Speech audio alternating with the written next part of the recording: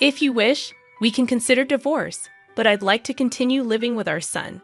Despite John berating me extensively, he looked satisfied as he took a deep breath. I pondered how to respond, and our son, who had been waiting in the background, stepped forward. "Dad, if you don't know, let me tell you," our son said, pointing at his father's mistress. His words made me break into a cheeky smile. "My name is Jennifer. I turned 42 this year, currently working as a freelance illustrator. We've been married for 15 years, and we have a son in 8th grade. Throughout our marriage, John has jumped from job to job, not lasting very long. Most of our income comes from my work as I balance housework, raising our child, and my job. Working from home became a necessity as John took sporadic short-term jobs. Despite being a newbie in the freelance world initially, my efforts resulted in a stable income and consistent work. Referrals from former clients led to new projects, and I now illustrate educational magazines and brochures. With David growing up, I managed to work from home and go out for work a few times a week. The three of us lived harmoniously, but John's lack of direction troubled me.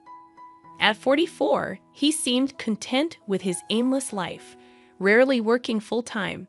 Despite having free time, he didn't contribute much to housework or child raising. John's disinterest in our son David, who was entering his challenging teenage years, frustrated me. David, although not very talkative, occasionally helped with chores without being asked. However, John showed no interest in our son and rarely assisted with household responsibilities. Lately, John had been coming home late more often, and I couldn't shake off my unease and frustration. Even on days when he claimed to be working, I suspected he might be doing something else. His sudden interest in picking up and dropping off David at his basketball club raised suspicions, as it contradicted our household rule of always having a parent handle these tasks. While I appreciated the help, something felt off, and my suspicions started to crystallize over the past few months. As I passed by the place where David goes, I decided to take a different route home for a change of scenery. While shopping near David's facility, I unexpectedly spotted John, who wasn't supposed to be there. He had claimed he'd be late tonight due to out-of-town work. To my surprise, he was chatting happily with a woman who appeared to be one of the staff members from the basketball facility. A sense of unease washed over me as I observed the two of them. The woman noticed me and tilted her head, asking, "Excuse me, are you David's mom?" I reluctantly confirmed, and she thanked me for my son being in her care. Awkwardly nodding, I engaged in small talk with her, curious about her role at the facility. Ignoring my husband, who seemed rigid and tense, I attempted to gather information. The woman introduced herself as Jessica, but I couldn't help but wonder why she didn't provide more details about her role with David. Ignoring my puzzled expression, my husband seemed eager to end their conversation. On the way home, we didn't speak, and he deliberately avoided eye contact, appearing distant. His recent late returns and eagerness to handle drop-offs and pickups, combined with his strange behavior after being spotted, fueled my suspicions. I couldn't shake the feeling that Jessica had something to do with it. As we walked home, I wondered if he was having an affair with this younger woman. In my heart, I sensed a change since he began doing the drop-offs and pickups. He had become noticeably distant, and when I inquired about his behavior, our son responded curtly, displaying annoyance. Chasing after our reluctant son and forcing him to the facility every day felt wrong. My suspicions grew, and soon they were confirmed. One day, as I casually dropped by, Jessica found excuses to visit our home more frequently. While she mentioned our son, it became clear that it was just a pretext. She always appeared when my husband was home, not me or our son. Watching them cheerfully converse in the living room, I was certain of John's infidelity. A month after noticing odd behavior, my husband began coming home later and occasionally leaving for days. When I jokingly remarked about his late return, suggesting he spare me the cheating, he abruptly stood up and glared at me. "Just stick to your work. I'm taking care of David, so don't pry into it unnecessarily," he retorted before leaving the living room with a sigh. I seethed with anger at being told as if he was handling everything, when in reality, he had left all the housework and the responsibility of taking care of David to me. My frustration surfaced during one of our petty disputes, and David, who had been silently observing, finally spoke up. "What's the matter, Mom?" David questioned, having noticed the tension.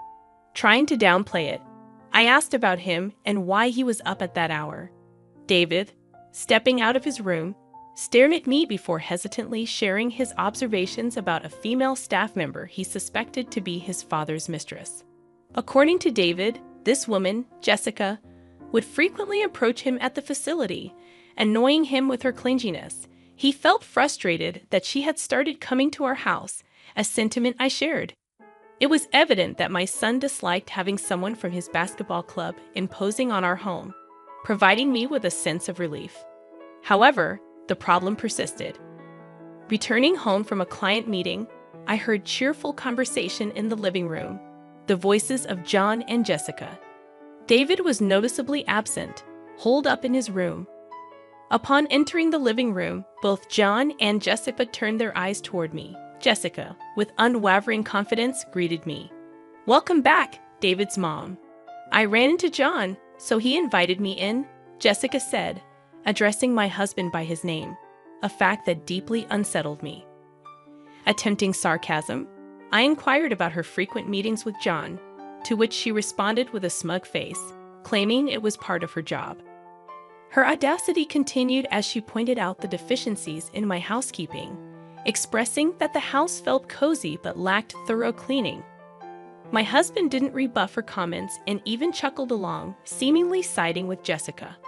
Although I worked from home, I felt self-conscious about not keeping up with housework. However, if he contributed more to chores and childcare, it wouldn't be an issue.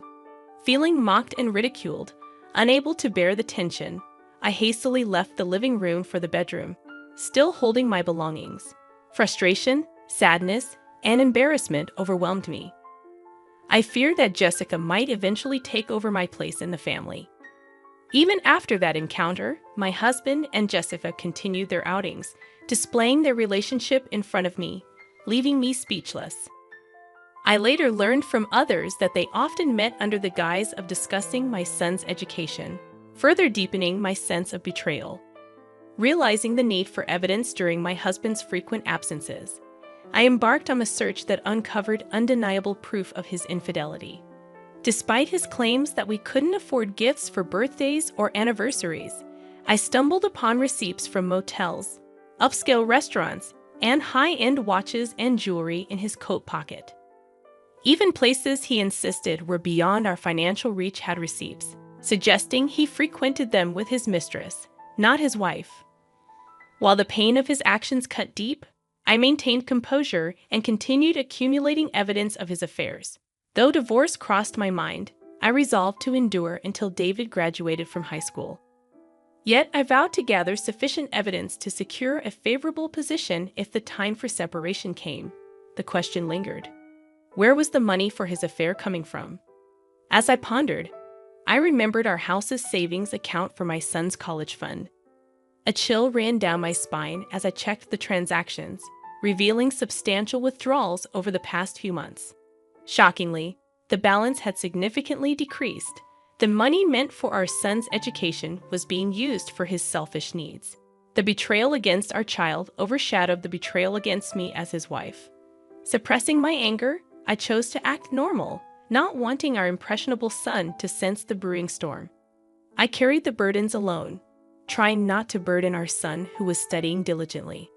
However, stress took its toll, leading to small mistakes in household chores and at work. Even longtime client Mrs. Smith noticed my worn-out state, expressing concern and offering comfort. While I struggled, my husband reveled in his affair, seemingly more relaxed without my interference. Eventually, our son, David, would inevitably confront the issues within our family. Observing my downtrodden demeanor, David silently approached to help with household tasks. "I kind of know what's going on, huh?" he said, folding laundry. "Do whatever you want to do, Mom. You don't have to worry about me." His thoughtful actions, though sparing in words, warmed my heart and intensified my anger toward the traitor who touched the money reserved for our son's future. Retribution for this betrayal became a necessity. Contemplating whether to reach out to the person who had promised support, I weighed the options before me. With clenched fists, I vowed vengeance on my husband and his mistress. One evening, he suddenly announced a week-long work trip for training in another state. However, skepticism arose. The restaurant chain he worked for operated solely within our state, with no offices outside. His earlier boast about the job's perks included not having to relocate out of state. When my son casually mentioned a staff member from his club taking a week off, my husband's startled expression raised suspicions. Despite his initial pride in discussing the intense training, he grew silent and stared anxiously at his smartphone. Since confirming his infidelity, I had been monitoring both him and Jessica. A private investigator revealed that Jessica, working at the basketball facility, also had a week off. Aware that their business trip was a cover for a romantic getaway, I refrained from catching them red-handed, opting for a more strategic plan. Having planned something since discovering their intentions, I coordinated with my son, who was now on board. On the day of their trip, I bid farewell to my unsuspecting husband. My son and I, aided by relatives, began cleaning and packing. The plan was to move out while he was away and stay elsewhere until finding a new home. Supported by relatives angered by his actions yet concerned for David. To prevent my husband's access to our savings account, I transferred the remaining money to my personal account. While making preparations, I couldn't leave his belongings behind and decided to send them to a specific location with Mrs. Smith's consent. A few days after moving, my phone rang with my husband in a panic, requesting money during his supposed training. Declining, I confronted him about the account he usually withdrew from. The frantic voice of Jessica in the background signaled their financial desperation. The next day, my son and I headed to a specific location, a magnificent mansion with a well-maintained garden. Inside, we found my cheating husband and his mistress sitting on the floor, apologizing to Mrs. Smith. She, with a stern expression, was not just a longtime client, but also the principal of the middle school attended by my son, forging a close relationship over the years. We confide in each other with our personal troubles. I'm deeply sorry for the trouble caused by my husband. In truth, it's my daughter's fault that all of this happened. It turned out that Jessica, who was on a trip with my husband, was questioned by her parents about a package she received at home and had no choice but to return immediately.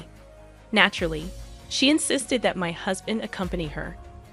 Upon hearing Mrs. Smith's words, my husband began to shake in fear. Mrs. Smith had always been concerned about my declining health after learning about John's affair. When I finally confided in her about the affair and she discovered that the mistress was her daughter, she was utterly devastated. Despite this, Mrs. Smith wanted to make amends for her daughter's actions and had been cooperating with me ever since. Pointing at the piles of boxes, she sternly reprimanded her daughter, expressing her disappointment. "You should be ashamed of yourself for always wanting what isn't yours," Mrs. Smith scolded her daughter sternly. Her daughter attempted to defend herself, claiming it was a misunderstanding, but Mrs. Smith wouldn't hear it. She insisted on an apology, promising consequences for her daughter's actions.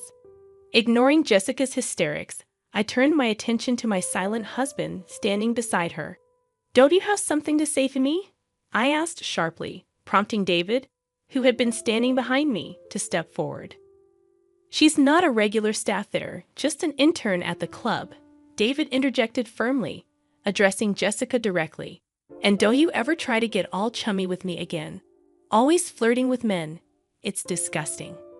As my son spoke, it became clear that Jessica hadn't been officially hired at the club, contrary to my husband's belief. He had thought she was experienced in student education or activities, which was laughable considering her actual status.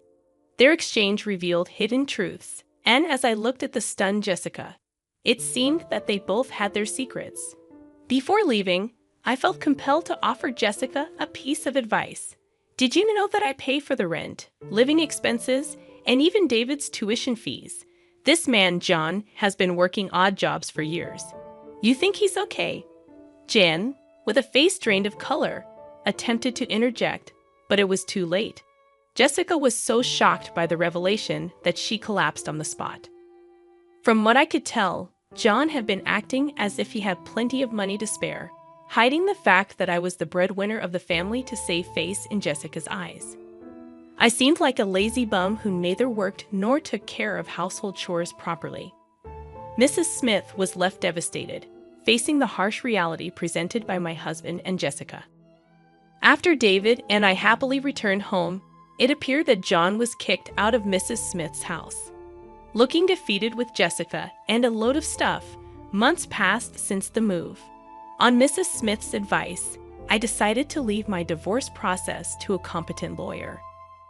Thanks to professional assistance, all the complicated procedures went smoothly, bringing me relief. I heard that the savings I had set aside for David's education could also be added to the claim as child support.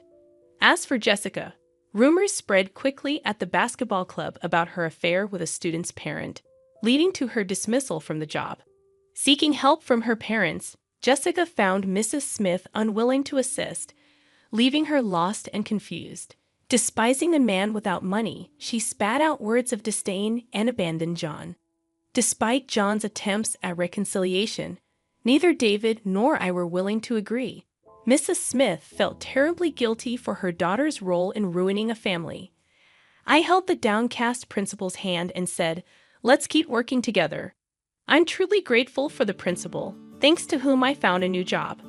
Work has been going smoothly, and life with just David and me is filled with hope. David's joyful smile touched my heart as he casually expressed, "The job you do, Mom, is really amazing. You're the mom I'm proud of." Looking at a magazine featuring my illustrations, I discreetly wiped a tear from my eye. I want to keep pursuing my career as an illustrator, but above all, I want to work even harder for my precious David.